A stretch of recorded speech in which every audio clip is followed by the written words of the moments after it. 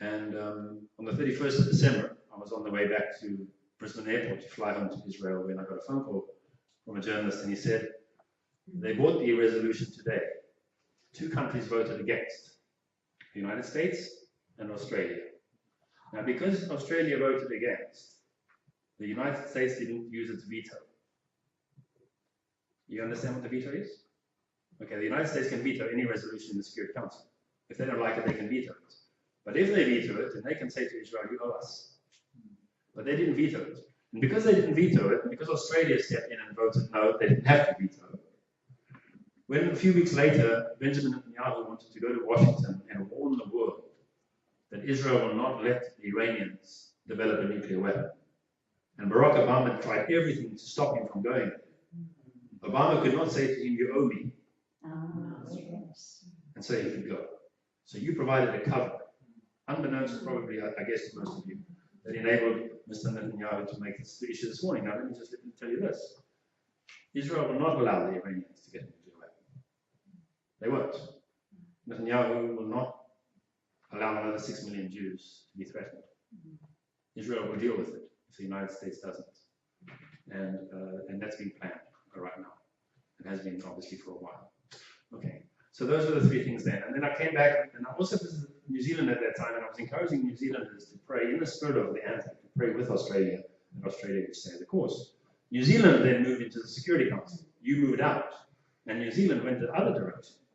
The New Zealand government, even headed up by a Jewish Prime Minister, pushed for the whole idea of getting this resolution passed. And on the 23rd of December last year, their Foreign Minister very duplicitously went and supported this idea that actually came to the Security Council. And that resolution, which we had stopped in 2014, was passed last year. And the United States let it happen and did not use the veto because by then Obama was so furious with Netanyahu. He wasn't prepared to do anything, and he really wanted to stick it to Israel before he got out of the White House. And he's done that. Okay, so that's carrying on. That's the whole situation that's carrying on. But meanwhile, the battle for Jerusalem is now front and center. I said a little while ago that when the Jews came back to Jerusalem in the 6-day war, a lot of Christians thought that that was the fulfillment of Jesus' words, that Jerusalem will no longer be trodden down by Gentiles. But as we say in Israel, the heart of Israel is Jerusalem, and the heart of Jerusalem is the Temple Mount. And the Temple Mount is still under Gentile control. Not only Gentile control, but as I've already said, under the control of this Islamic principality. So there's a fierce battle raging, and I've, of course, been following the news the last few weeks. You know that it's already cost lives, and it's left Israel in a very disadvantageous situation. But God is in control. It's all right. I mean, it's all right that it's not great that things are going the way they're going, but we do have that assurance. But meanwhile, nations are basically making decisions now about the city of Jerusalem. When I was in Adelaide last year, I phoned Senator Eric Abetz.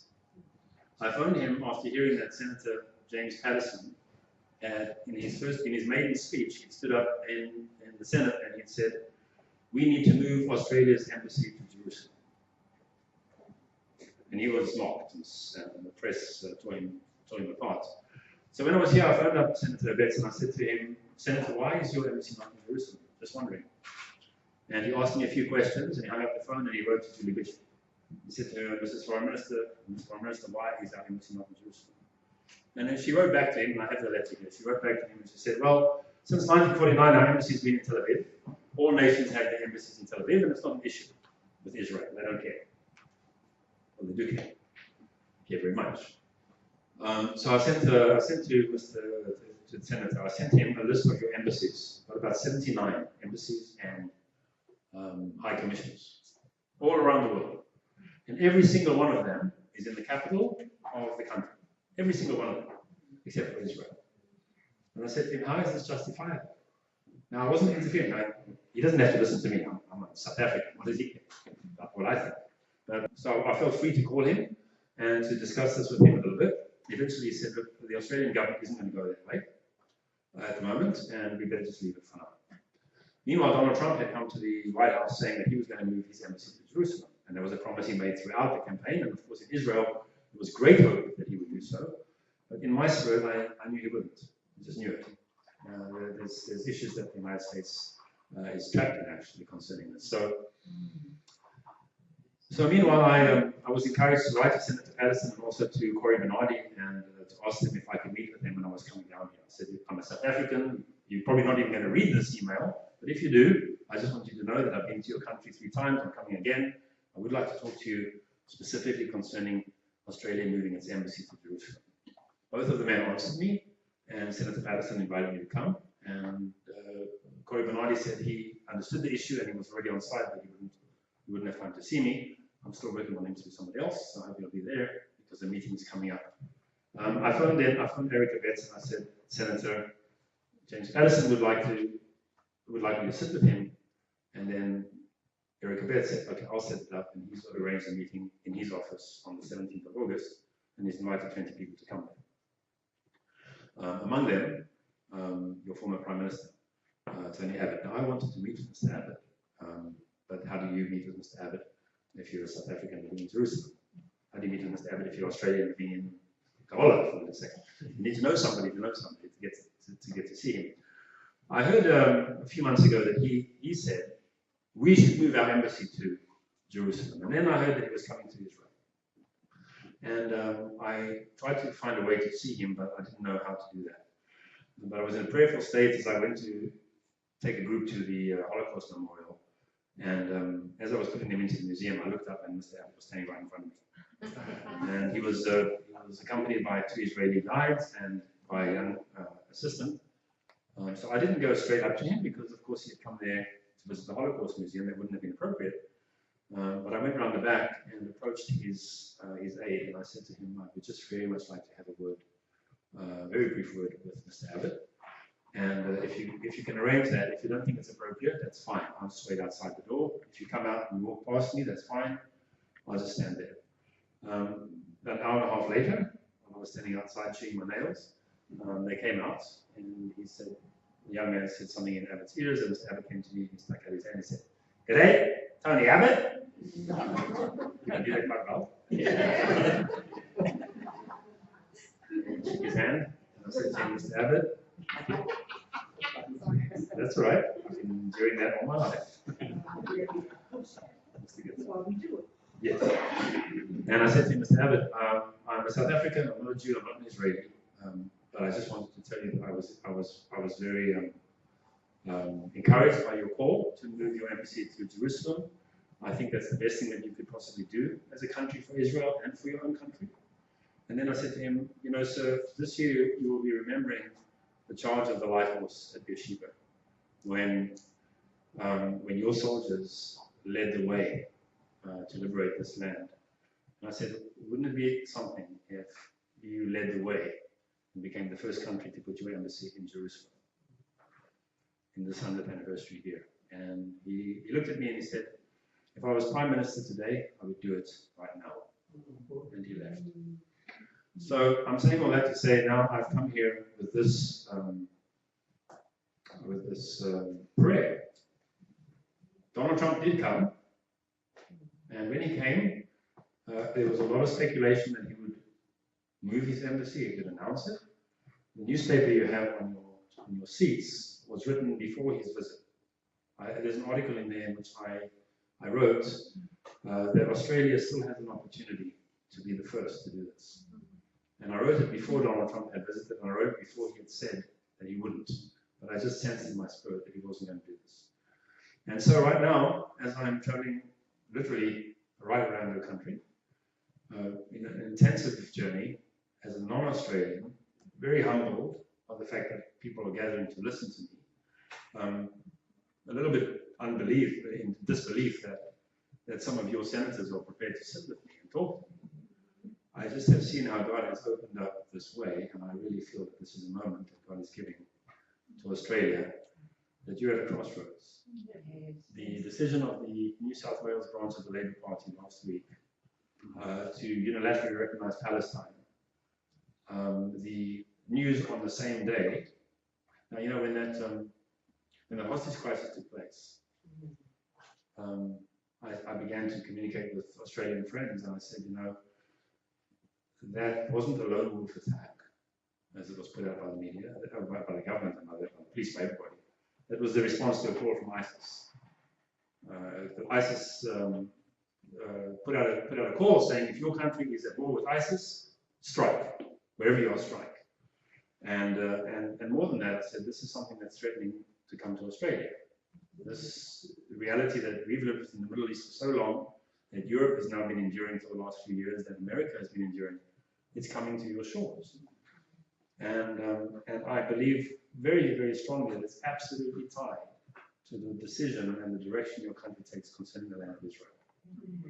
God has a day of accountability with the nations because of the way they treat Israel. And of course, the age-old biblical principle is that those who curse the seed of Abraham will be cursed. So as I was making my way here, my tour already set up, I heard what members of the Labour Party were calling for, and I grew concerned. And when I heard that on the same day that the decision was taken to recognize Palestine by New South Wales branch, that a plot had been uncovered to blow an airliner out of the sky from New South Wales, from Sydney, I just knew God held his hand. I mean, mercy prevailed. The plot was exposed. But this is a deadly serious situation. It's not a romantic attachment to the faraway land of the Jewish people and we're going to blow shofars and wet tzitzit. This is a battle by Satan against the coming of our King. It's centered on that land, and every nation's relationship with that land will tie in, will either flow, preparing the way for Jesus' return, or oppose it, will stand against it. And those nations that stand against it, in fact, the Bible says that the kingdom and the nation that will not serve Israel will perish, will be utterly destroyed. Now, let me not leave you on that note, but let me leave you on this one. Oh, by the way, the petition here, it's not my petition. I didn't draw it up. I can't, I'm allowed to. It was drawn up by Australians.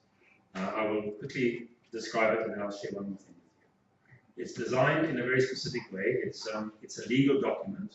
It has to be filled out according to its design. This is what it looks like. There's nothing biblical on it. Okay, this is not a Christian document. It's a petition calling on your government to move the embassy and the reasons why. The entire petition has to appear on every page, and there are lines for name, address, and signature of 14 people. You cannot add under here signatures. You cannot attach signatures on the back on loose sheets of paper.